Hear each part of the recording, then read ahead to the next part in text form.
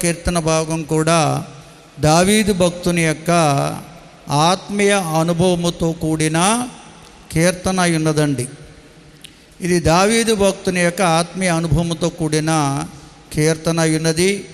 ఈ కీర్తనలో ఉన్నటువంటి 12 వచనాలు సారాంశం ఒకటే. ఏమిటంటే, మన దేవుడు శత్రువుల చేతిలో నుంచి కూడా విడిపించగల సమర్థుడని.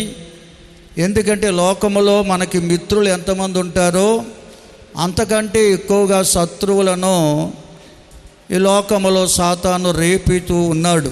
ఎందుకంటే దేవుని ప్రజలైన మనకి శత్రువు సాతాను. కనుక ప్రియులారా గమనించాలి.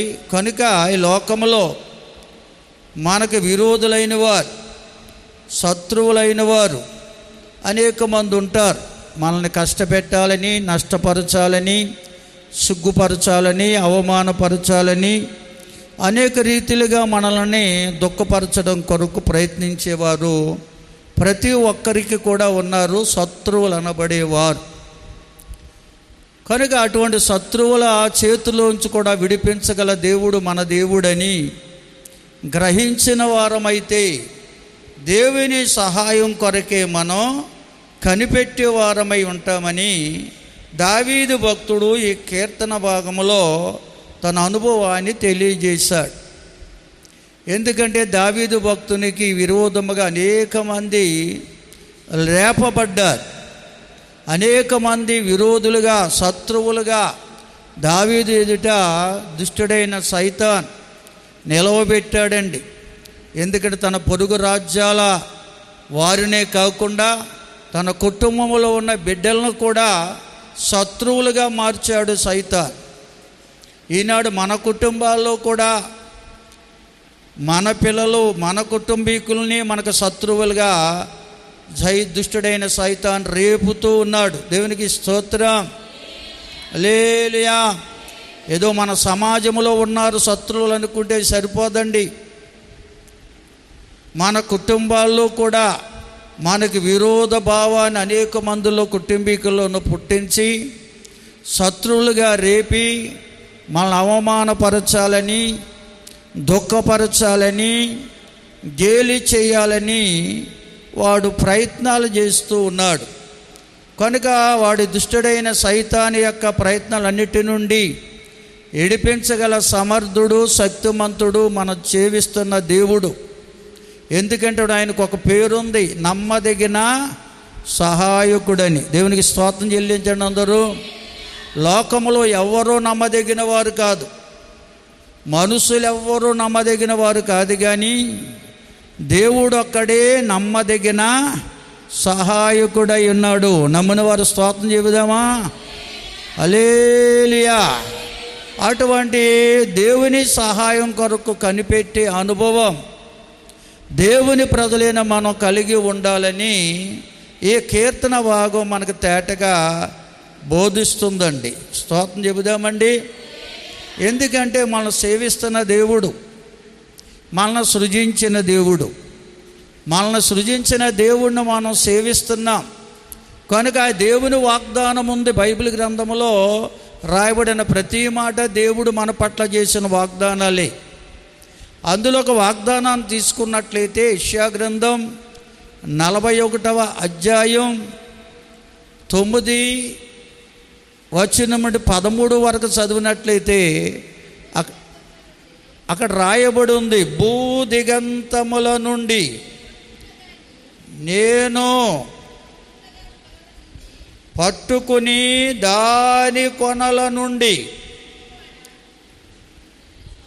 పిలుచుకొనినవాడా, నీవు నా దాసుడవనియు నేను నిన్ను ఉపేక్షించక ఏర్పరచుకుంటేననియు నేను నీతో చెప్పి ఉన్నాను.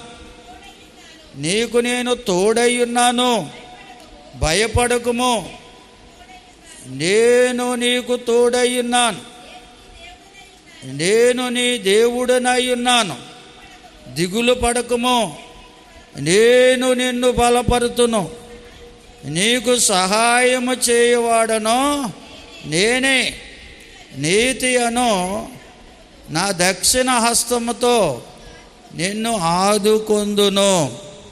నీ మీద కోపపడి వారందరూ సిగ్గుపడి విస్మయముందుదురు.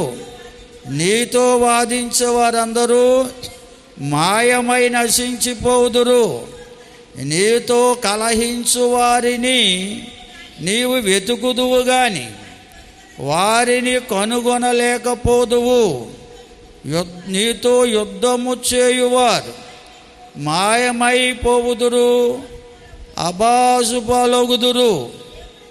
నీ దేవుడనైన నేను యెహోవాగునకు నేను. భయపడకము, నేను నీకు సహాయము చేయుదునని చెప్పి నీ కుడి చేతిని పట్టుకొనుచున్నాను. అందరూ స్తోత్రం చెల్లించండి. ఈ వచన భాగాలు మనం ఒకసారి ఆలోచన చేస్తే దేవుడు అంటున్నాడు ప్రవక్త యెషయా ద్వారా, భూదిగంతముల నుండి, దాని కొనల నుండి పిలిచి ఏర్పరచుకున్న వారలారా అంటున్నాడు. ఎందుకంటే భూలోక నివాసులందరినీ దేవుడు పిలిచి తన బిడ్డలుగా ఏర్పాటు చేసుకుంటూ ఉన్నాడు. అలా ఏర్పాటు చేసుకున్న దేవుడట ఎందుకు ఆయన ఏర్పాటు చేసుకుంటున్నాడంటే నిత్యము వారికి సహాయము చేయడానికి, ఈ మానవాళికి సహకారిగా ఉండడానికి. ఎందుకొరకంటే దుష్టుడైన సైతాన్ దేవుడు చేసిన మానవులకి శత్రువై ఉన్నాడు. దేవుని రూపములో దేవుని పోలికలో సృజించబడిన మానవులను దేవునికి దూరం చేయాలని వాడు యత్నిస్తున్నాడు. అందుకే మనిషికి మధ్య విరోధ భావాలు కలగజేసి, కలహాలు పుట్టించి, కలవరాలు లేపి, మనశ్శాంతి లేని వారిగా మానవుణ్ణి చేసి పతనాస్థితికి నడిపించాలని వాడు ఉద్దేశం. అందుకనే దేవుడు అంటున్నాడు, భయపడకండి, మిమ్మల్ని పిలిచిన వాడను, మిమ్మల్ని ఏర్పాటు చేసుకున్నవాడను నిత్యము మీ కుడి చేతిని పట్టుకుని నడిపించడానికి నేను సిద్ధంగా ఉన్నానంటున్నాడు. దేవుని స్తోత్రం చెబుతారా? బిగ్గరగా దేవుని స్తుతించండి. హల్లెలూయా. కనుక మీ కుడి చేతిని పట్టుకుని నిత్యము మీకు సహాయం చేయడానికి, నిత్యము మిమ్మల్ని కాపాడడానికి నేను సిద్ధంగా ఉన్నానని దేవదేవుడు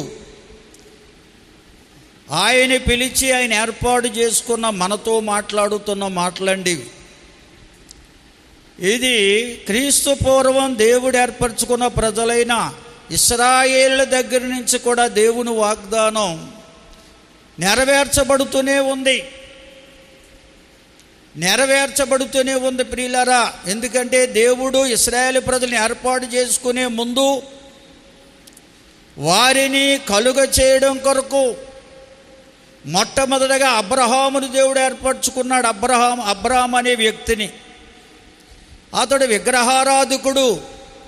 విగ్రహములను తయారు చేసి దేవుళ్ళు అని అమ్ముకునే కుటుంబములో పుట్టాడు. అదే వృత్తిలో కొనసాగుతున్న అబ్రాహాం అనే బాలుణ్ణి, అబ్రహాం అనే వ్యక్తిని దేవుడు దర్శించాడు. దేవుడు దర్శించి అబ్రాహాము ఆ దర్శించిన దేవుణ్ణి తెలుసుకోవాలని ఆశతో కనిపెట్టగా అబ్రాహాం అనే వ్యక్తితో దేవుడు మాట్లాడాడు. దేవునికి స్తోత్రం. తన స్వరాన్ని వినిపించాడు. అబ్రాహాం అనే వ్యక్తితో దేవుడు మాట్లాడుతూ ఒక చక్కని మాట పలికాడండి. ఆదికాండం 12 అధ్యాయములు ఉంటుంది ఈ మాట. ఆదికాండం 12 అధ్యాయము ఒకసారి చూద్దామా? 2-3 వచనాలు చదవండి. ముందెత్తిన వాళ్ళు చదవండి అమ్మా. ఒక సౌండ్ పెంచాలి. నిన్ను గొప్ప జనముగా చేసి నిన్ను ఆశీర్వదించి నీ నామమును గొప్ప చేయుదును, నువ్వు ఆశీర్వాదముగా ఉందువు. నిన్ను ఆశీర్వదించు వారిని నేను ఆశీర్వదిస్తాను. నేను ఎవరైతే దూషిస్తారో వారిని శపిస్తాను. దేవుని స్తోత్రం చెల్లించండి అందరూ. దేవుడు అబ్రాహామును పిలిచి, నేను చెప్పిన ప్రకారంగా నువ్వు నడుచుకోగలిగితే, నేను చెప్పిన ప్రకారంగా నువ్వు చేయగలిగితే నేను ఆశీర్వదించి ఈ లోకములో గొప్ప జనముగా, గొప్పవాడిగా నేను చేస్తాను. గొప్ప జనముగా ఆశీర్వదిస్తాను. ఎవరైతే నేను ఆశీర్వదిస్తారో, అనగా హక్కును చేర్చుకుంటారో, ఆదరిస్తారో వారిని నేను ఆశీర్వదిస్తాను. ఎవరైతే ఈ లోకములో నిన్ను దూషిస్తారో వారిని నేను శాపానికి అప్పగిస్తాను. దేవుని స్తోత్రం. ఆదిలోనే దేవుడు అబ్రాహాముతో మాట్లాడిన మాటలండివి. అబ్రాహాము దేవుని మాట విన్నాడు, విశ్వసించాడు. అందుకని అబ్రాహామట దేవుని దృష్టిలో నీతిమంతుడిగా మార్చబడ్డాడు.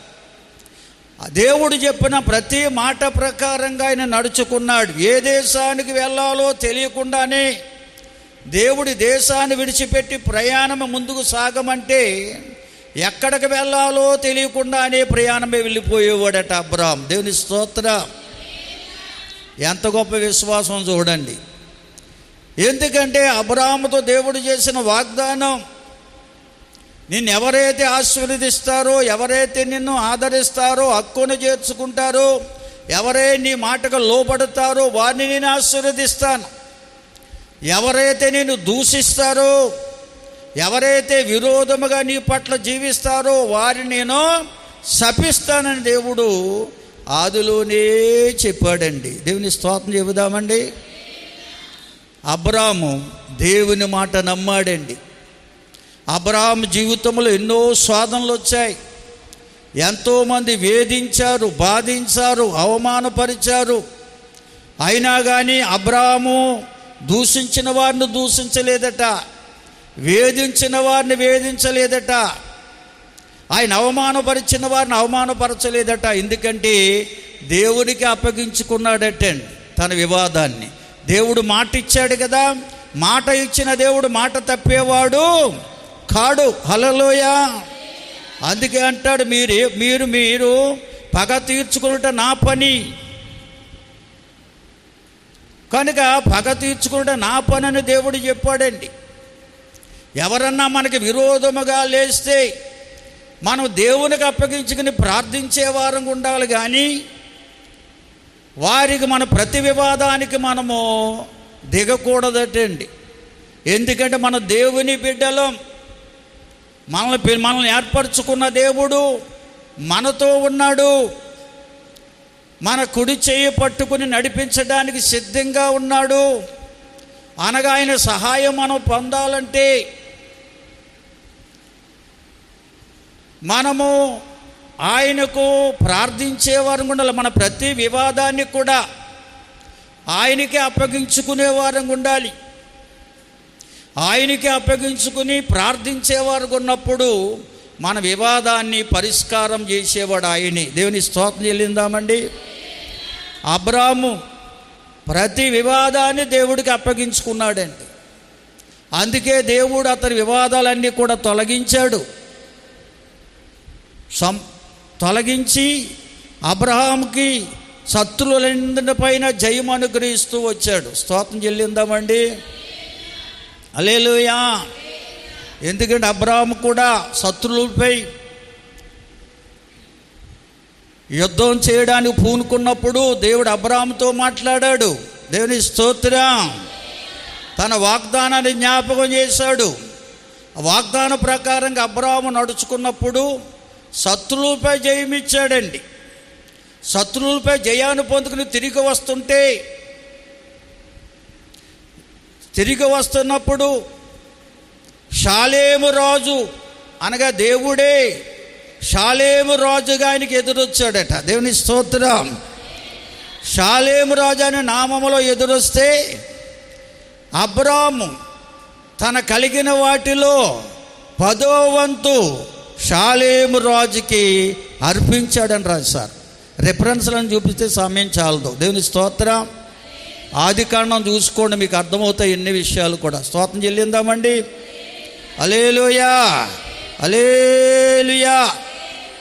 కనుక ఇట్టి రీతిగా దేవుడు అబ్రాహాము కూడా జై జీవితాన్ని ఇచ్చాడు. ఎలాగో తెలుసా? తనకు విరోధముగా రేపబడిన వారందరినీ కూడా దేవుని చేతికి అప్పగించి ప్రార్థన చేశాడండి. దేవుని చేతికి అప్పగించి ప్రార్థన చేశాడు. కనుకనే అబ్రాహాముకు దేవుడు ప్రతి స్థలములో జయమిచ్చాడట. చూడండి, నిర్గమకాండములో కూడా ఇశ్రాయేల్ ప్రజలు ఏ విధంగా జయ జీవితాన్ని పొందారో రాశాడు. నిర్గమకాండం 23వ అధ్యాయంలో ఉంటుంది ఈ మాట. ఒకసారి చదువుతారా? 20వ వచనం చదవండి. ఒక్కరు చదవండి. ఇదిగో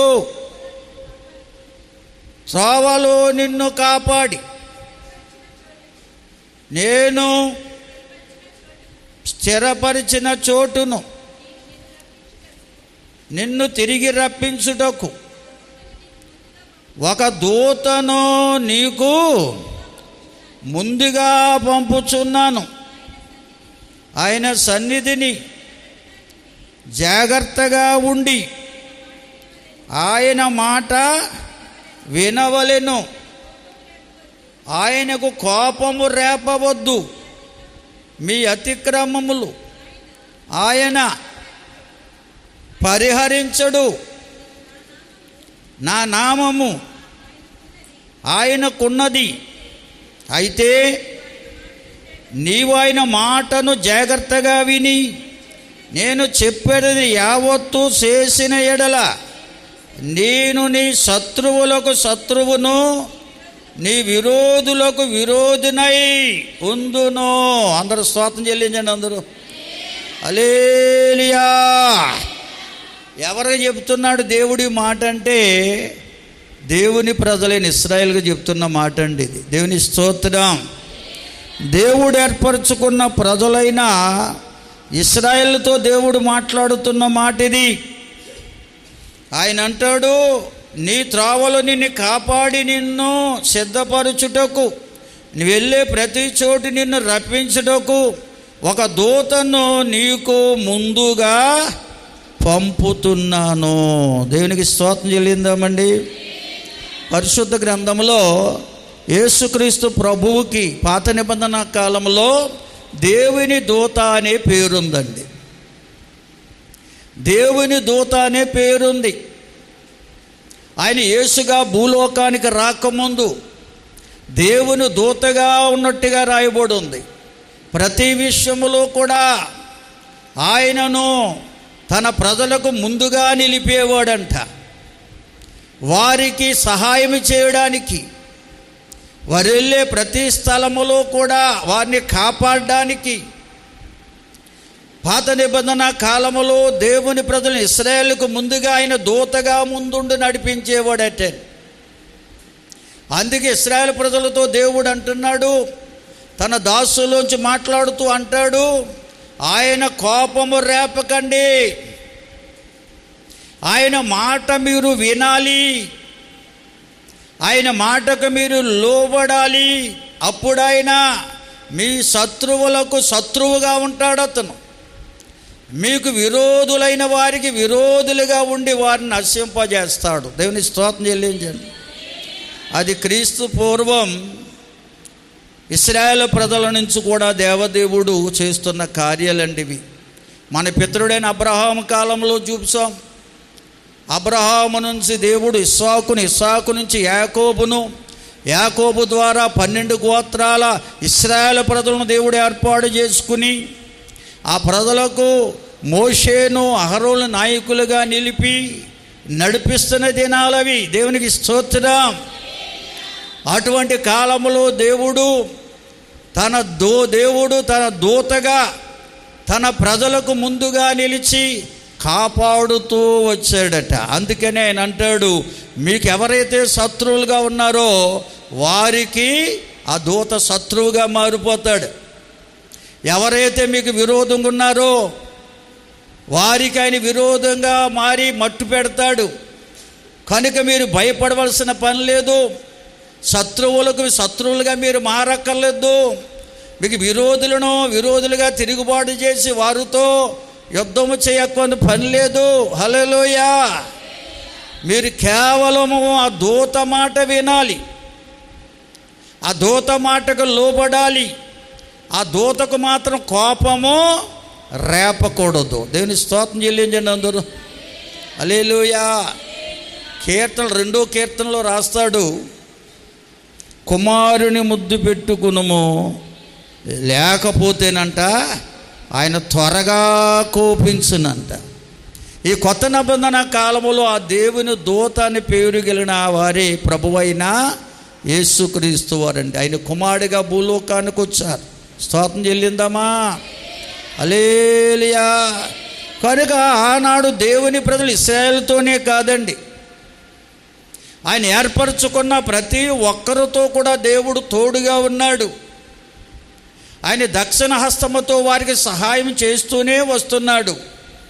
సమూయేలు 2వ గ్రంథం 22వ అధ్యాయం 1వ వచనాన్ని చదివితే దావీదు భక్తునికి దేవుడు చేసిన సహాయం రాయబడింది. అక్కడ దావీదు చేసిన నేరమేమీ లేదండి. శత్రువైన గొలియాతును జయించడమే ఒక నేరముగా దుష్టుడైన సైతాను సౌలు రాజు మనసులో పెట్టాడు. ఎందుకంటే నీకంటే 10 రెట్లు గొప్పవాడిగా బలవంతుడిగా పొగడబడుతున్నాడు దావీదని దావీదుపై అసూయ పుట్టించి విషపు చూపు చూసేవాడిగా మార్చేశాడు సౌలు రాజుని దావీదు పట్ల. హల్లెలూయా. అటువంటి సౌలు ఎంతగా బాధించినా, ఎన్ని ప్రాంతాలకు వెళ్ళిన దావీదుని వెతికి పట్టుకుని నాశనం చేయాలని చూసినా దావీదు భక్తుని దేవుడు కాపాడుతూనే ఉన్నాడు. హల్లెలూయా. శత్రువైన సౌలు చేతిలోంచి విడిపించాడు.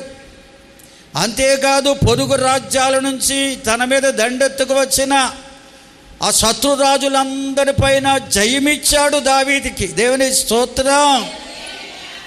ప్రతి విషయములోనూ దావీదుకి దేవుడు జయమిస్తూనే వచ్చాడండి. కనుకనే దావీదట దేవుణ్ణి ఘనపరిచాడటండి. ఎలాగో తెలుసా? యెహోవా. దావీదు భక్తుడు దేవుని అంతగా కొనియాడడు. ఎందుకంటే దావీదు భక్తునికి శత్రువుల చేతిలోంచి ప్రతి విషయంలో విడిపించి దేవుడు జయం అనుగ్రహించాడండి దావీదు భక్తునికి. ఎందుకంటే తన భక్తులు ఎవరు కూడా ఎవరితోనూ యుద్ధం చేయకుండా, ఎవరితోనూ పోరాడకుండా ఆయనే తన దూతలను పంపించి విజయాన్ని ఇచ్చేవాడని బైబిల్ గ్రంథంలో రాయబడి ఉంది. హల్లెలూయా.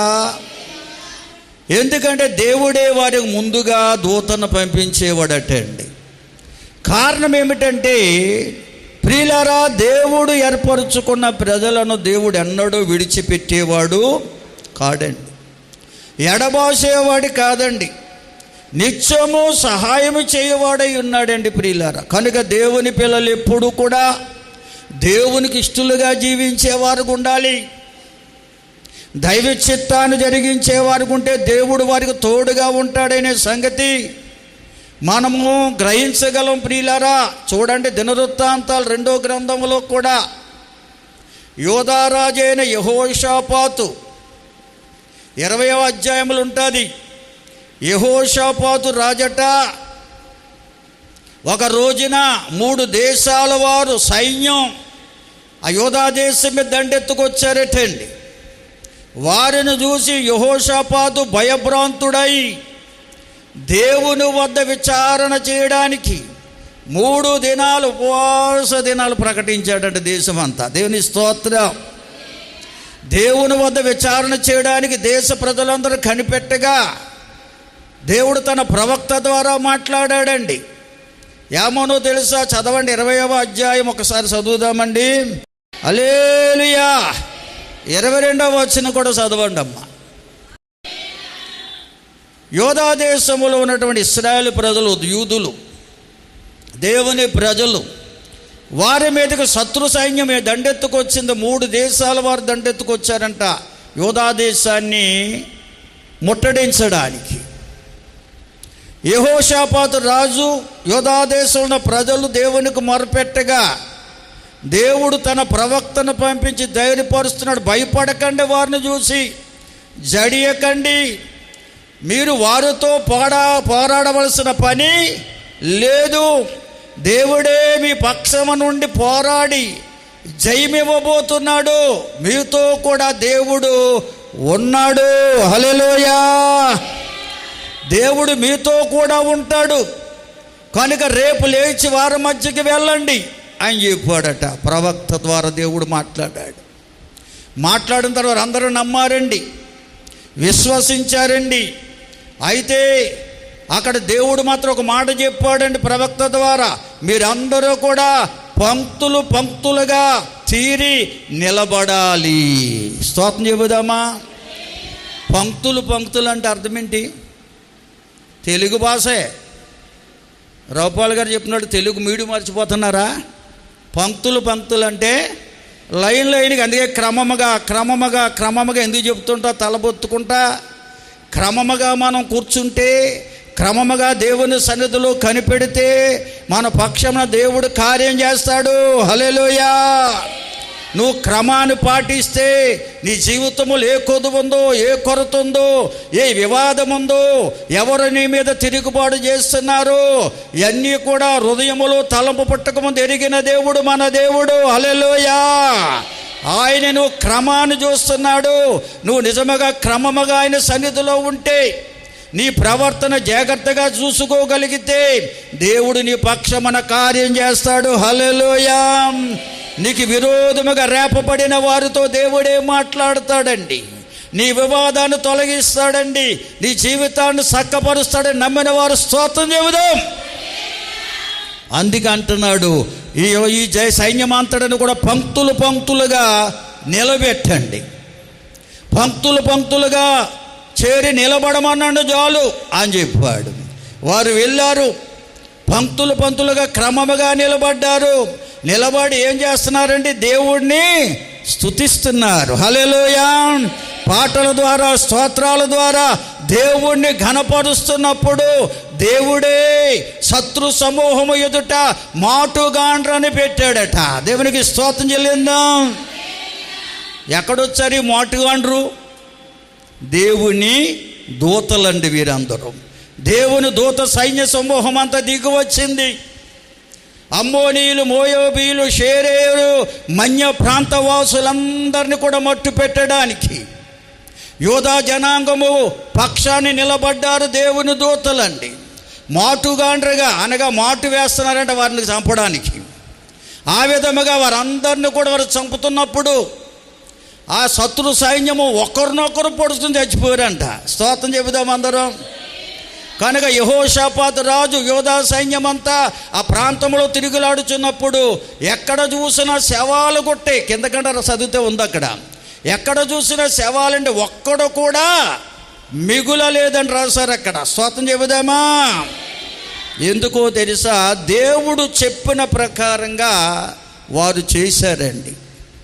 దేవుని ప్రవక్త చెప్పిన ప్రకారంగా వారు చేశారు.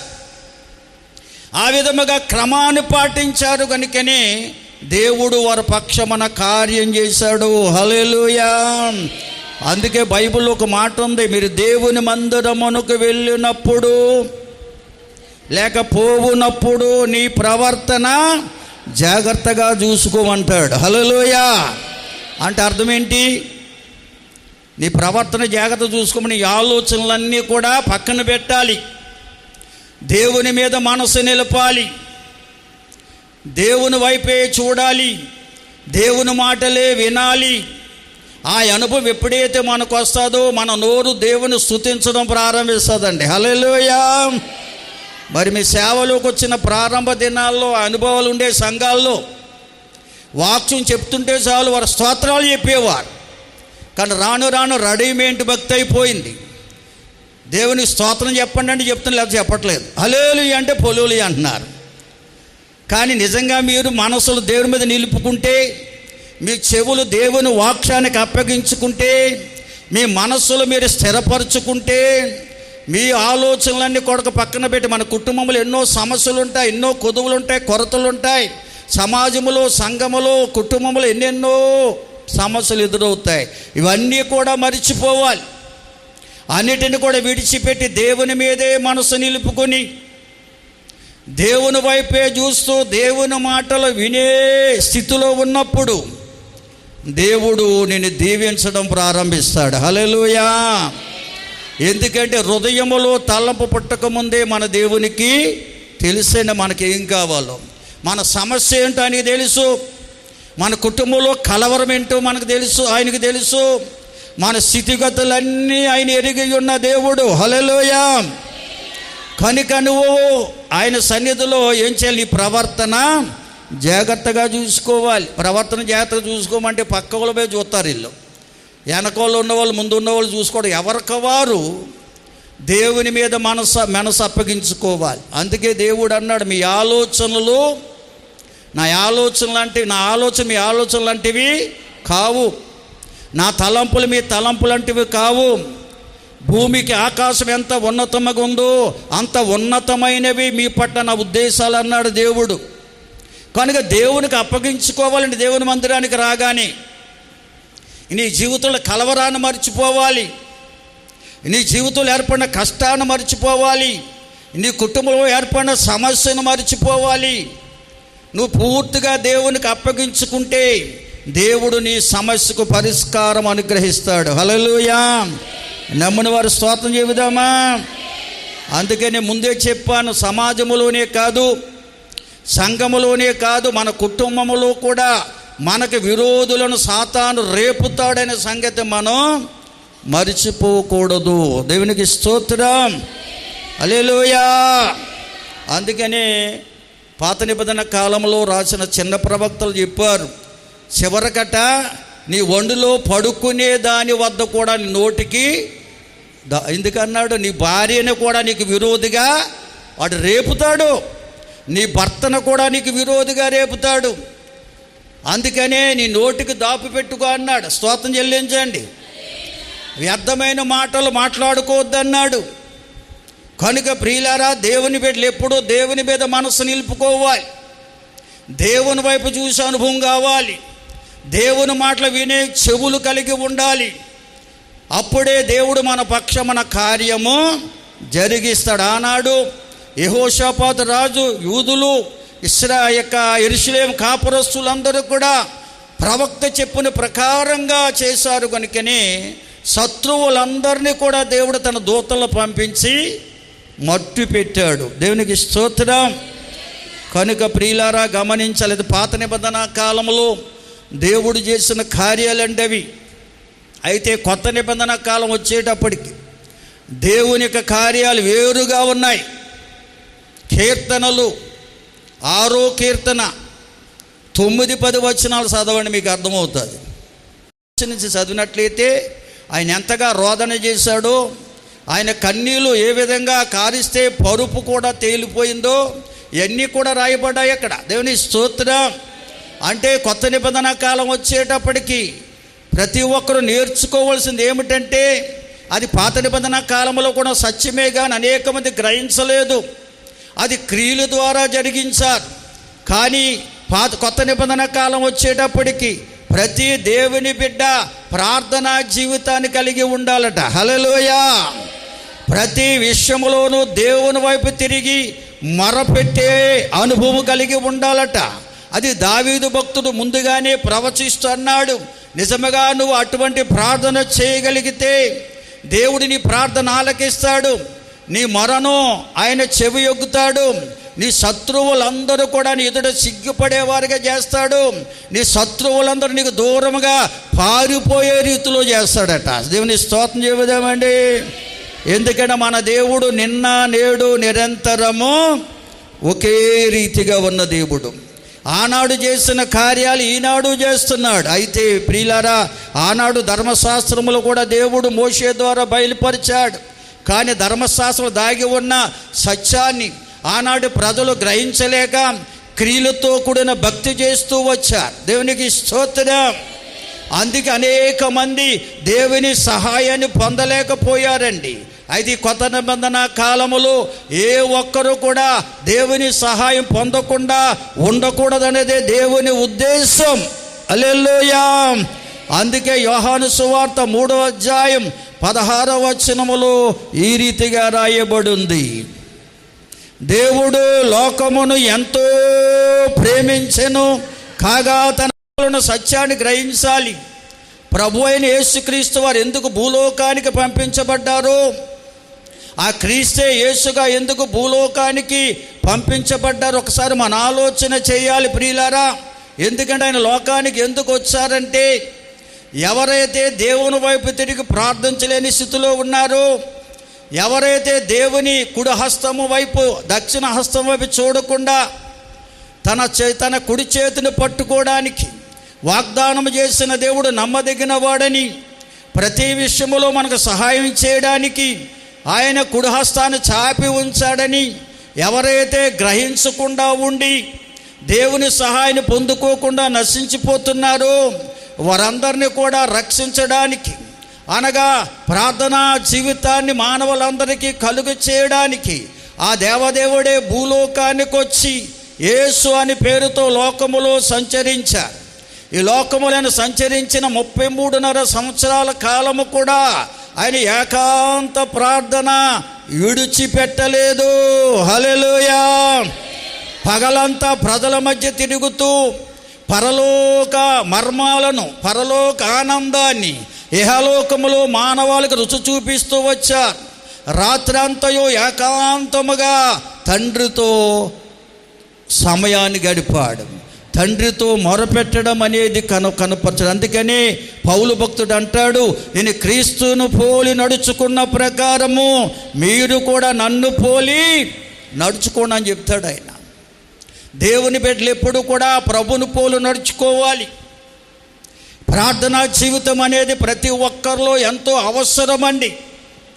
పగలనేది మనం పని చేసుకోవడానికి దేవుడిచ్చిన సమయం, రాత్రి విశ్రాంతి తీసుకునేదే కానీ అందులో ప్రార్థనా జీవితానికి ఎక్కువ సమయాన్ని ప్రభు కేటాయించారండి. దేవుని స్తోత్రం చెల్లిందామండి. నిజంగా నువ్వు ప్రార్థనా జీవితాన్ని కలిగి ఉంటే నీ శరీరం నిద్రపోతున్నా నీ ఆత్మ ప్రార్థన చేస్తూనే ఉంటుందని బైబిల్లో ఉందండి. స్తోత్రం చెల్లిందామండి. హల్లెలూయా, హల్లెలూయా.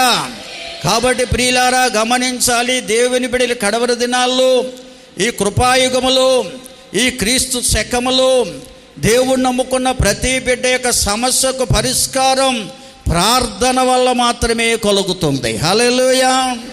ఎందుకంటే నీ సమాజములో నీకు విరోధులున్నా, సంఘములో నీ కుటుంబములో నీకు విరోధముగా ఎవరైనా రేపబడినా వారిని అణిచివేసేవాడు, శత్రువులను మిత్రులుగా మార్చివేసేవాడు ప్రభువైన యేసు క్రీస్తు వారిని సంగతి మనం మరిచిపోకూడదు. హల్లెలూయా. అందుకే ఆయన లోకములో సంచరిస్తూ కొండ మీద ప్రసంగంలో ఒక మాట చెప్పారండి. మత్తయి రాసిన సువార్తలో ఈ మాట మనం చూద్దామండి. మత్తయి రాసిన సువార్త ఒకసారి దియ్యండి దయతో త్వరగా. మత్తయి రాసిన సువార్త 5వ అధ్యాయం 43 నుంచి చదువుకుందామండి కొన్ని మాటలు. ప్రభువారు కొండ మీద ప్రసంగంలో అనగా కొండ మీద ఆయన కూర్చుని అక్కడ చేరి ఉన్న వారందరికీ తెలియజేసిన మాటల్లో ఒక మాట ఇది. ఆయన ధర్మశాస్త్ర కాలాంతంలో లోకంలోకి యేసుగా జన్మించాడు. అది ధర్మశాస్త్ర కాలం. ధర్మశాస్త్రం ఏమని చెప్తుందంటే, పంటికి పన్ను, కన్నుకు కన్నంట. నీ పళ్ళు ఎవడని ఎరగొడితే, పన్ను ఎరగొడితే 2 పళ్ళు ఎరగొట్టేమంటుంది. ఓ కన్ను కానీ పాడు చేస్తే 2వ కన్ను కూడా ఎదటవారిది 2 కళ్ళు పాడు చేయమని ధర్మశాస్త్రం చెప్పింది. ధర్మశాస్త్రం అనేది శిక్షాస్మృతి, మనిషిని శిక్షించేది. అయితే అందులో దేవుని ప్రేమ ఉంది కానీ మానవుడు గ్రహించలేదు. కంటికి కన్ను పన్నుకు పన్ను అంటున్నాడు. అందుకే ప్రభు ఇక్కడ జ్ఞాపం చేసే మాట ఏమిటంటే, నీ పొరుగువారిని ప్రేమించి శత్రువును ద్వేషించమని అన్న మాట మీరు ఎరుగుదురు కదా అంటున్నాడు. హల్లెలూయా. వీళ్ళ 5 గ్రంథాల్లో కూడా ఉన్నది ఏమనంటే, దుష్ట శిక్షణ, శిష్య రక్షణ అంట. దుష్టులను శిక్షించడానికి, మంచివారిని రక్షించడానికి దేవుడు అవతారాలు ఎత్తుతున్నాడని 5 గ్రంథాలలోంచి 5వ సహోదరులు చెప్తుంటారు. అందుకే అన్ని అవతారాలు ఎత్తాడంటండి. స్తోత్రం చెల్లిందాం అందరం. హల్లెలూయా, హల్లెలూయా. కానీ దేవుని వాక్యం చెప్తుంది, దేవుడట అందరినీ ఒకే రీతిగా ప్రేమిస్తున్నాడట. దుష్టులను, సన్మార్గము గలవారిని, దుష్ట మార్గములు ఉన్నవారిని, నీతిమంతుల్ని, అవినీతిమంతులను కూడా సమానంగా ప్రేమించేవాడే దేవుడు అని రాయబడి ఉంది. హల్లెలూయా. స్తోత్రం చెబుదామా. అందరి మీద సమానంగా వర్షాన్ని కురిపిస్తున్నాడు. అందరి మీద సూర్యుని ఉదయింపజేస్తున్నాడు. దేవుడికి ఎవరి మీద విరోధము లేదండి. నువ్వు దుర్మార్గముగా నడుచుకుంటున్నా, సన్మానంగా నడుచుకుంటున్నా, నువ్వు నీతిమంతుడవైనా, నీతిమంతురాలవైనా, అవినీతిపరురాలవైనా, దేవుడు మాత్రం అందరిని ఒకే రీతిగా దయ చూపిస్తున్నాడు. అందరి మీద ప్రేమ చూపిస్తూనే ఉన్నాడు. దేవుని ప్రేమ అంత గొప్పది. హల్లెలూయా. ఎందుకు అందరిని ఒకే రీతిగా ప్రేమిస్తున్నాడంటే, ఎప్పటికైనా వారు దేవుని ప్రేమను తెలుసుకుంటారేమోనంట. స్తోత్రం చెల్లిందామండి. కనుక యేసుక్రీస్తు ప్రభువారు భూలోకానికి వచ్చి నేర్పించేది కూడా అదే. ఆయన నేర్పించేది అది ఏమన్నాడంటే, శత్రువును ద్వేషించొద్దు, ప్రేమించమంటున్నాడు. నిన్ను నిందించిన వారి కోసం ప్రార్థన చేయమంటున్నాడు. దేవుని స్తోత్రం. మరి ధర్మశాస్త్రపు కాలపు భక్తికి, అనగా పాత నిబంధన కాలం భక్తికి, క్రొత్త నిబంధన కాలం భక్తికి ఎంత వ్యత్యాసమో. హల్లెలూయా. రివర్స్ అండి. కనుక ఎందుకంటే పాత నిబంధన కాలంలో కూడా దేవుని ప్రేమ ధర్మశాస్త్రములో ఉంది, కానీ ఆనాటి ప్రజలు చాలామంది గ్రహించలేకపోయారు. కనుక ప్రేమను బాహాటముగా తెలియచేయడానికి, దేవుని ప్రేమ ఎంత గొప్పదో లోకానికి తెలియజేయడానికి ప్రభు అయిన క్రీస్తు యేసుగా భూలోకానికి రావాల్సి వచ్చింది. వచ్చిన ప్రభు నేర్పిస్తున్న పాఠం ఇదే. మీరు శత్రువులను ద్వేషించకండి, ప్రేమించండి. మిమ్మల్ని మీద విరోధముగా మాట్లాడుతున్న వారి కోసం ప్రార్థన చేయండి అని యేసయ్య నేర్పినటువంటి భక్తి అండి ఇది. దేవుని స్తోత్రం. ఏ భక్తి చేద్దాం మనం? ఇంకా ధర్మశాస్త్ర సంబంధ భక్తే చేస్తున్నారు చాలామంది. తిట్టినోళ్ళు తిడుతున్నారు, కొట్టినోళ్ళు కొడుతున్నారు కదా. స్తోత్రం చెల్లిందమ్మా. హల్లెలూయా. దూషించిన వారిని దూషిస్తున్నారు. వారు ఒక మాట అంటే 100 మాటలు పలికే క్రైస్తవులు ఉన్నారు ఈనాడు. అంటే ఇదంతా ధర్మశాస్త్ర సంబంధమైన జీవితమే జీవిస్తున్నారు, కానీ పాత నిబంధన కాలపు భక్తే చేస్తున్నారు. కానీ ఈనాడు క్రొత్త నిబంధన ధర్మశాస్త్రాన్ని ఎంతమంది అనుసరిస్తున్నారు? మనకు ఎవరన్నా విరోధులుగా ఉంటే వారిని మీరు ద్వేషించొద్దంటున్నాడు. ప్రేమించమంటే అర్థం ఏంటంటే వారి కోసం ప్రార్థన చేయండి, అంతేగాని హత్తుకోమని కాదు, కౌగులించుకోమని కాదు. దేవుని స్తోత్రం చెల్లించండి. వాడు మనసులో విరోధ భావం ఉండగానే ఎంత హత్తుకున్నా ప్రయోజనం లేదండి. ఆ విరోధ భావాన్ని తొలగించేవాడు ఎవరు? దేవుడే. హల్లెలూయా. చూడండి, పాత నిబంధన కాలంలో భక్తుడైన యాకోబు బేర్షాబాని విడిచి ఆరాను దేశం వెళ్ళిపోయినప్పుడు తన మేనమామ ఇంటిలో మందల మేపుతూ ఉండి మేనమామ కుమార్తెలను వివాహం చేసుకుని మందలను రుద్దుపరుచుకుని పనివాళ్ళను సమకూర్చుకున్న తరువాత దేవుడు మాట్లాడాడు యాకోబుతో. పొలములో ఉండగా మాట్లాడాడట, నీ వెంటనే బయలుదేరి మరలా నువ్వు పద్దనరాముకి వెళ్ళిపోవాలి, దేశానికి వెళ్ళిపోవాలని చెప్పాడట. భార్యలతో చెప్పాడు, సిద్ధమయ్యాడు, బయలుదేరి వెళ్ళిపోతూ ఉన్నాడు. ఆయనకి 2 భార్యలు, బిడ్డలు, పనివార్లు, గొప్ప మందలు అన్నిటినీ సంపాదించుకుని వెళ్ళిపోతూ ఉన్నాడు. కానీ అతని హృదయంలో ఒక ఆలోచన ఉంది, నా దేశానికి నేను వెళితే నా అన్నయ్యైన యేసేవు నన్ను విడిచిపెట్టడు. వాడి యొక్క జ్యేష్ఠత్వాన్ని పొందేసుకున్నాను, వాడి ఆశీర్వాదాలన్నీ తండ్రి వద్ద నుంచి నేను పొందుకుని వచ్చేసాను కనుక నా మీద పగతో ఉన్నాడు. వాడు ఖచ్చితంగా నన్ను, నా సంపదనంతా హరించి వేస్తాడు, నాశనం చేస్తాడని ఆలోచన ఉండిపోయిందటండి. ఆయన ఎప్పుడైతే ఆలోచనతో ఉండి ప్రయాణమే వస్తూ ఉన్నప్పుడు అక్కడ ఒక రేవు ఎదురైందంట. ఏ రేవు చెప్పండి? స్తోత్రం. ఎవరు పాటరమ్మ గారే తప్ప ఎవరు బైబిల్ చదవట్లేదా? నాకు తెలియకాదు, ఎందుకు మీరు చెప్తారేమో అని చెప్పేసి అడిగితే ఎవరు చెప్పండి, అవి చెప్పుకోరా అన్నట్టుగా ఉన్నారు. ఎబ్బేకి రేవు వద్దకు వచ్చాడు.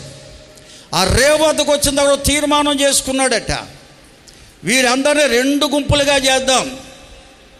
వీరందరూ 2 గుంపులుగా చేసి ఆ 2 గుంపులుగా చేసిన వారితో చెప్తున్నాడు, మా అన్నయ్యని యేసేవు గాని మీకు ఎదురొస్తే, ఆయన ఎలాగ ఎదురొస్తున్నాడని వార్త విన్నాడు.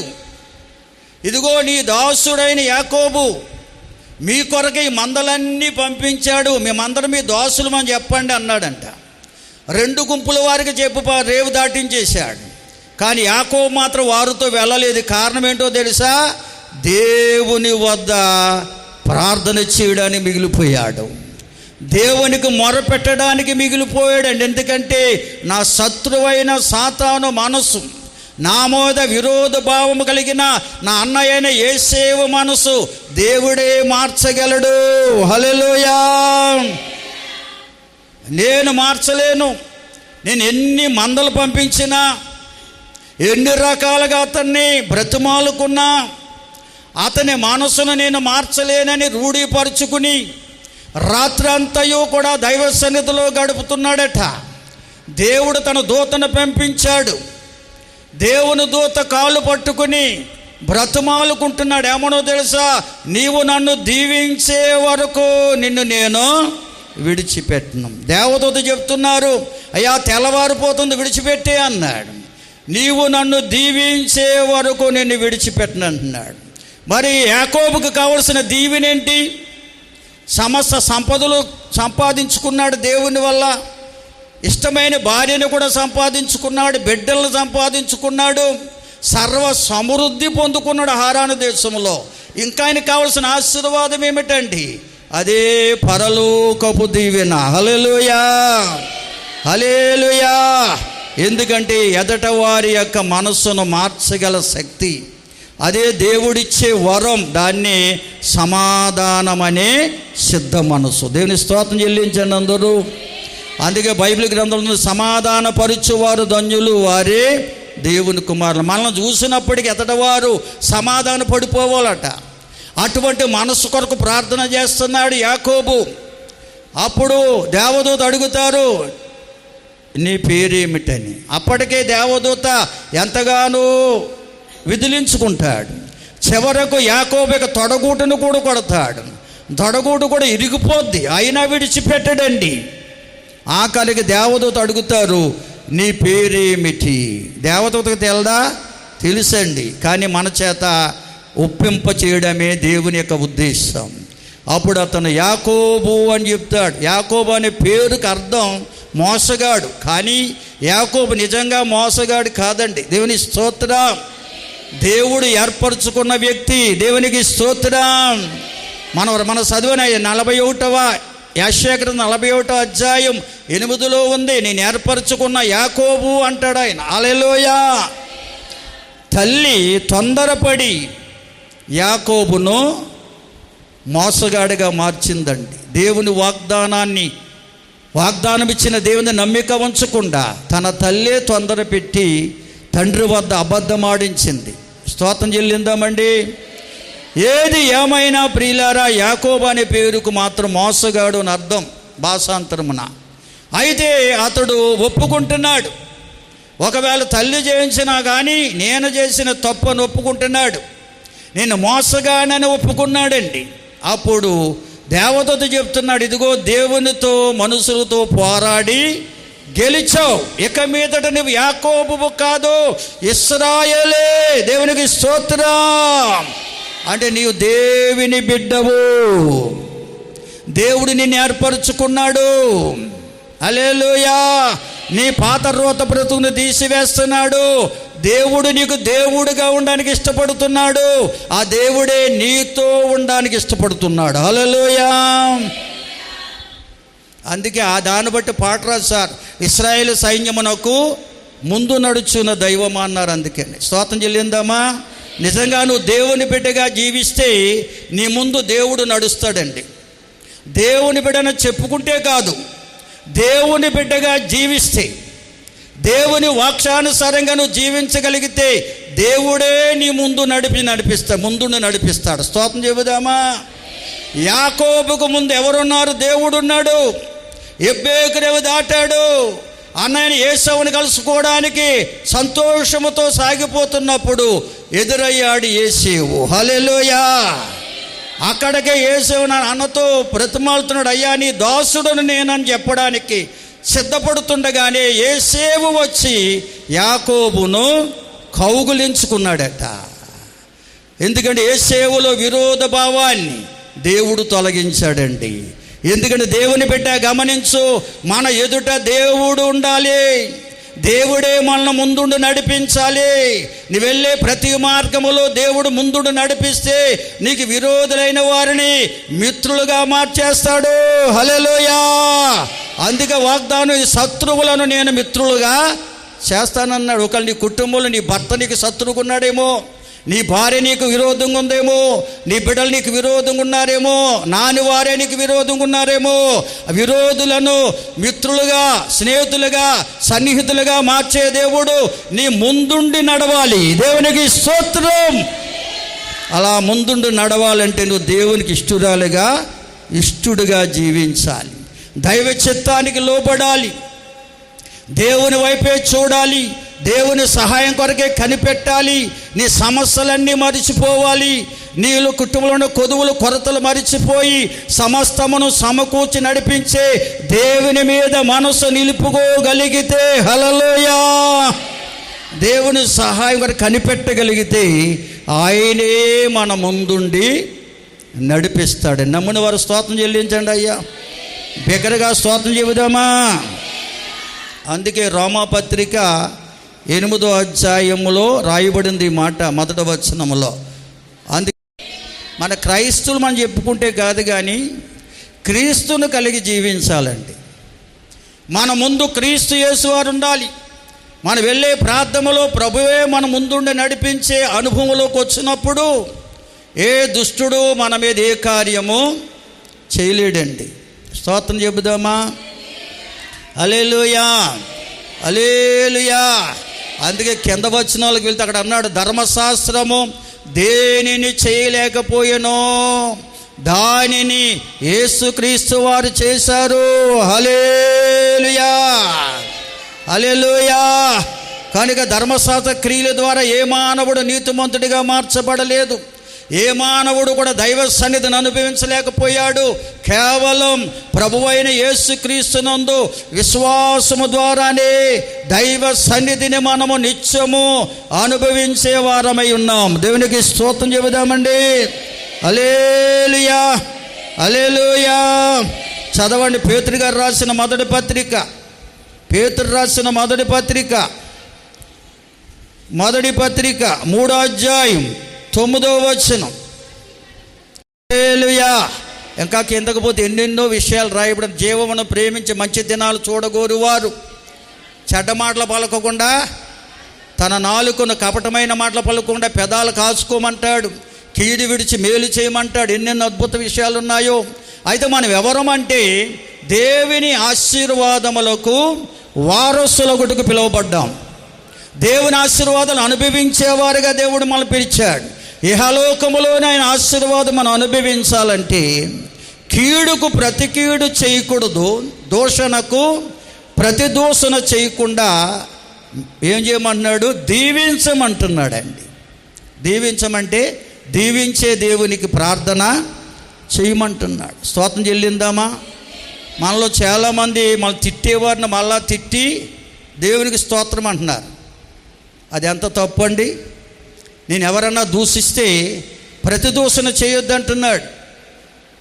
నీకెవరన్నా కీడు తలపెడితే వారికి ప్రతి కీడు చేయొద్దంటున్నాడు. ఎందుకంటే నీ వాయిద్యాన్ని, నీ వివాదాన్ని దేవునికి అప్పగించుకోమంటున్నాడు. దేవునికి స్తోత్రం చెల్లిందామండి. హల్లెలూయా, హల్లెలూయా.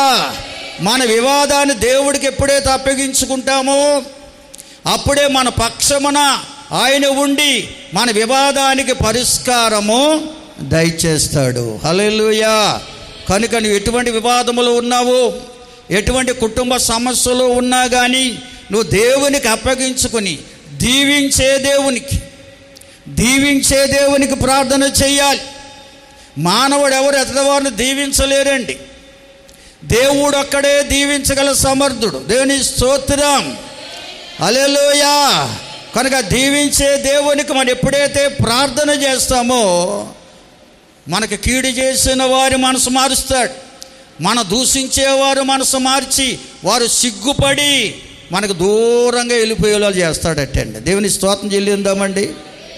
ఈ కొత్త నిబంధన కాలం భక్తి అండి. అది కీడు చేసేవారిని కీడు చేయకుండా, దూషించేవారిని దూషించకుండా వారి కోసం ప్రార్థన చేసే మనసు మనకు కావాలి. అదే క్రీస్తు యేసు మనసు అండి. స్తోత్రం చెబుదామండి. అదే పేతురు పత్రిక 4వ అధ్యాయంలో రాయబడి ఉంది. 1వ వచనం 2వ వచనం చదివితే, హల్లెలూయా, క్రైస్తవులు అనబడే వారు క్రీస్తు మనసు కలిగి జీవించాలి. అటువంటి మనసు ఎప్పుడైతే మనం కలిగి ఉంటామో మనుజాసలను అనుసరించి నడుచుకోం, దేవునికి ఇష్టలుగానే జీవిస్తాం. ఎందుకొరకంటే రోమాపత్రిక 8:31 ఉంది, దేవుడు మన పక్షమునుండగా మనకి విరోధి ఎవడు. ఎందుకంటే 2024 సంవత్సరాల క్రితం ప్రభువైన యేసుక్రీస్తు వారు మన పాపములను, మన అపరాధములను పరిహారం చెల్లించడానికి మన పక్షముగా కల్వరి శిలువలో యాగమయ్యాడు. ఆయన మన పాపాల కొరకు ప్రాణం పెట్టిన దేవుడు మరణం జయించి తిరిగి లేచి ఆత్మస్వరూపిగా మనతోనే ఉన్నాడు. ఎందుకో తెలుసా? మనకు సహాయం చేయడానికి. 31 నుంచి 39 వరకు రాయబడిన మాటలు అవి. దేవుని స్తోత్రం చెల్లించండి అందరూ. ఎటువంటి కష్టాలు వచ్చినా, శ్రమలు వచ్చినా, ఆపద వచ్చినా, అపాయం వచ్చినా విడిచిపెట్టకుండా మనకు సహాయం చేయడానికి ఆయన మనతోనే ఉన్నాడు. మన పాపాల కొరకు ప్రాణం పెట్టిన దేవుడు, మన పాపం నుంచి విడిపించిన దేవుడు, మన ప్రతి అవసరత తీర్చడానికి ఆత్మస్వరూపిగా మనతోనే ఉన్నాడనే సంగతి మర్చిపోకండి. అవినీతిమైన లోకములో నీతిమంతులుగా తీర్చడానికి, మన నిందలు తొలగించడానికి, నిత్యరాజ్యానికి చేర్చడానికి, లోకములో పాపములో పడిపోతున్నప్పుడు గద్దించి బుద్ధి చెప్పి లేవనెత్తి నడిపించడానికి, అంతేకాకుండా మనందరి కొరకు కూడా తండ్రికి నిత్యము విజ్ఞాపనము కూడా చేస్తున్నాడు ఆయన. దేవుని స్తోత్రం చెల్లించండి అందరూ. హల్లెలూయా, హల్లెలూయా. కనుక ప్రియులారా, అటువంటి దేవదేవుని నమ్ముకున్నాం మనం. అటువంటి దేవుని మనస్సు మనం కలిగి జీవించాలని ఈ కీర్తన భాగం మనం తెలియజేస్తుంది. కనుక హెబ్రీ పత్రిక 4వ అధ్యాయంలో ఒక మాట ఉంది, చదువుకుని ప్రార్థనలకు వెళ్దాం. హల్లెలూయా. మన ఆరాధిస్తున్న దేవుడు మన వలె శోధించబడ్డాడు, లోకములోకి వచ్చి వేధించబడ్డాడు, వెలివేయబడ్డాడు, కానీ ఆయన ఏ పాపము కూడా చేయలేదు. దూషించిన వారిని దూషించలేదు, వేధించిన వారిని వేధించలేదు. వారిని మార్చే తండ్రికి మొరపెట్టాడు. అటువంటి అనుభవం కలిగినటువంటి యేసయ్య క్రీస్తు వారి మాదిరికర జీవితం మనం పొందడానికే దేవుడు మనల్ని కనికరించి ఆయన కృపాసనము వద్దకు మనల్ని నడిపించాడు. ఎందుకో తెలుసా? సమయోచిత సహాయం చేయడానికంట. దేవుని స్తోత్రం చెల్లిందాం. ఏ సమయంలో మనకు సహాయం కావాలో ఆ సమయంలో ఆయన సహాయం చేయడానికి సిద్ధంగా ఉన్నాడు. ప్రియులారా, మనం తొందరపడిపోతుంటాం. ఆయన సమయము బట్టే మన జీవితంలో కార్యం చేస్తాడు. స్తోత్రం చెబుదామండి. హల్లెలూయా. ఎందుకంటే ఎదట వారికి పశ్చాత్తాపం కలిగే వరకు కనిపెడతాడండి దేవుడు. కనుక ఆయన సమయము కొరకు కనిపెట్టాలి. ఆయన కృపాసన వద్ద మనం కనిపెట్టాలి. నా జీవితంలో ఏర్పడిన కలవరం, మా కుటుంబంలో వచ్చినటువంటి కలతలు, సమాజంలో వచ్చినటువంటి విరోధ భావం, ఇవన్నిటిని కూడా తొలగించే దేవుడు నాకున్నాడని, ఆయన పాద సన్నిధికి వచ్చిన నాకు సమయోచితమైన సహాయము చేస్తాడనే విశ్వాసముతో కనిపెట్టడానికి రావాలట. దేవుని స్తోత్రం చెబుదామండి. తగిన సమయంలో మనకైనా సహాయము చేస్తాడు. ఆ సహాయం చేసే వరకు కనిపెట్టాలి, ఓపిక కావాలి. స్తోత్రం చెబుదామా. దేవుని సహాయం కొరకు కనిపెట్టే మనసు కడవర దినాల్లో మనం కలిగి ఉంటే ఖచ్చితంగా ఆయన సహాయము చేస్తాడు. ఆయన నమ్మదగిన దేవుడు. అందుకే దావీదు భక్తుడు చెప్తున్నాడు, ఆయన మనకు సహాయం చేసే దేవుడు కనుక ఆయన సహాయం కొరకు ఓపికతో కనిపెట్టమని కీర్తనలో తెలియజేస్తారు. అటువంటి ఓపిక, అటువంటి సహనం నాకు దయచేయండి ప్రభువా అని వేడుకోగలిగితే ఉన్నపాటినే ఉన్న చోటిని మోకరించండి. నీ కుటుంబంలో ఎటువంటి సమస్య ఉన్నా, నీ జీవితంలో ఎటువంటి కలవరం ఉన్నా, నీకు ఎంతమంది విరోధులు నీకు విరోధముగా లేచిన, ఎటువంటి వేదనలు శోధనలు ఎటువంటి పరిస్థితులు నీకు వ్యతిరేకముగా ఉన్నా అన్నిటి నుండి విడిపించే దేవుడు, అన్నిటి నుంచి విడిపించి సమాధానముతో సంతోషం నడిపించడానికి సిద్ధముగా ఉన్న దేవుడు, నీ కుడి చేతిని పట్టుకుని నడిపించడానికి సిద్ధంగా ఉన్నాడనే విశ్వాసము నీకుంటే ఉన్నపాటిని ఉన్న చోటిని మోకరించండి. ప్రార్థన చేసుకుందాం. నోరు తెరవాలి. సకల ఆశీర్వాదాలకు కారణభూతుడవైన మా పరలోకపు తండ్రి, మీకే వందనాలు, స్తోత్రాలు, స్తుతులు చెల్లిస్తూ ఉన్నాం. ఈ దినారాధనలో మీ సన్నిధి నుంచి మీరు మాతో సూటిగా మాట్లాడినందుకు వందనాలు నాయనా. అవును తండ్రి, మీరు లోకానికి వచ్చింది అయ్యా, ఈ లోకములో 33 సంవత్సరాలు సంచరించింది మాదిరికర జీవితాన్ని మాకు అనుగ్రహించడానికే నాయనా. మీరు చేసిన కల్వరి శిలువ యాగము ద్వారా పాపము నుండి విడిపించి నీ బిడ్డలుగా మమ్మల్ని సిద్ధపరిచిన తండ్రి, నీ సమయోచిత సహాయము కొరకు ఓపికతో కనిపెట్టే మనసులు ప్రతి ఒక్క బిడ్డకు దయచేయండి నాయనా. వారి కుటుంబ కలహాల నుండి, కలవరాల నుండి, కొదువుల నుండి, కొరతల నుంచి విడిపించి సంతోషము సమాధానముతో వారిని నడిపించమని వేడుకుంటూ ఉన్నాం. అటువంటి అద్భుత కార్యం ప్రతి కుటుంబంలో జరిగించండి తండ్రి. అయ్యా, ఎవరి శోధనతో వచ్చారు, ఎవరి కొదువును బట్టి వచ్చారు, హృదయములో తలంపు పుట్టకము జరిగిన దేవా, వారి ప్రతి అవసరం దక్కర నీ మహిమలో తీర్చండి నాయన. సంఘములో రోగులు ఉన్నారు, స్వస్థపరచండి. బలహీనలు బలపరచండి. గర్భఫలం కొరకు ఎదురు చూస్తున్న బిడ్డలు ఎందరో ఉన్నారు, వారి గర్భాలు తెరవండి ప్రభువా. అద్భుత కార్యం జరిగించు నాయనా. గర్భవతులు ఉన్నారు, ఆరోగ్యాలను గ్రహించండి. గర్భములో పెరుగుతున్న శిశువులను దీవించండి. ప్రసవ దినాలు సమీపిస్తుండగా సుఖ కానుపులిచ్చి ఆరోగ్యగల బిడ్డలనిచ్చి ఆశీర్వదించమని వేడుకుంటున్నాం. అలాగే నాయనా, నీకు వందనాలు అయా. సంఘములు సండే స్కూల్ బిడ్డలను దీవించండి నాయనా. యవనస్తులను ఆశీర్వదించండి. విద్యా సంవత్సరములు ఆయా తరగతులు చదువుతూ ఆయా ప్రాంతాలు ఉంటున్న సంఘ బిడ్డలందరిపై మీ కాపుదలు ఉంచండి. ఆయా దేశాల్లో, ఆయా రాష్ట్రాల్లో, ఆయా ప్రాంతాలు ఉంటున్న ప్రియ బిడ్డలందరిపై నీ హస్తం ఉంచండి. తద్వారా కుటుంబాలకి మేలు దయచేయండి. బాలింతలకు బలం, చిన్న బిడ్డలపై దయాకిట్ని ఉంచండి. అయా, నీ కృపలో ప్రియ బిడ్డలందరినీ ఆశీర్వదించమని, అలాగే ఉన్నత చదువుల కొరకు ఎదురు చూస్తున్న వారిని, ఉన్నతమైన ఉద్యోగాల కొరకు, జీవనోపాధి కొరకు కనిపెడుతున్న వారిని జ్ఞాపకం చేసుకోండి నాయన. తగిన సమయంలో మీరు సహాయం చేసే దేవుడు అని గుర్తెరిగి మీ సహాయం కొరకు కనిపెట్టే ఓపిక నీ బిడ్డలందరికీ దయచేయండి. వచ్చిన ప్రతి బిడ్డను దీవించండి. తెచ్చిన ప్రతి కానుక అంగీకరించండి నాయన. మా గ్రామ ప్రజలను, పరిసర ప్రాంత ప్రజలను, రాష్ట్ర దేశ ప్రజలను, నాయకులను, అధికారులను దీవించండి. రష్యా ఉక్రెయిన్ల మధ్య చెలరేగుతున్న యుద్ధ వాతావరణం అణచివేయండి అయ్యా. ఇస్రాయేలుకు ఇరాను మధ్య, అలాగే గాజాకు మధ్య ఏర్పడినటువంటి యుద్ధ వాతావరణం కూడా అణచివేయండి. అనేక దేశాలు యుద్ధానికి కాలు దురుగుతున్నాయి ప్రభువా. దయతో వారిని దర్శించి, గద్దించి, బుద్ధి చెప్పి, సమాధానపరిచి మా యొక్క ఈ లోకాన్ని, ప్రపంచం అంతటను కూడా కాపాడమని వేడుకుంటున్నాం. సహాయం చేయండి. మీరే మహిమ పొందండి. యేసు ఉన్నత నామములో అడిగి వేడుకొనుచున్నాము తండ్రి. ఆమేన్.